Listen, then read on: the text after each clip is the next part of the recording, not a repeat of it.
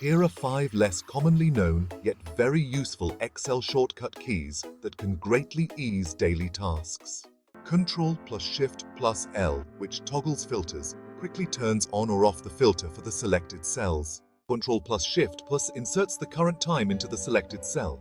Ctrl plus semicolon inserts the current date into the selected cell. It's a quick way to timestamp your data without having to type anything manually.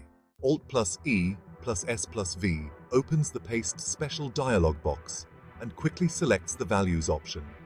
This allows you to paste only the values from the copied cells, which can be super handy when you want to avoid copying formulas or formatting. Ctrl plus the arrow keys moves the cursor to the edge of the data region, whether it's up, down, left, or right. This is particularly useful for navigating large data sets quickly and efficiently. These shortcuts can help streamline your workflow and make data management in Excel more efficient.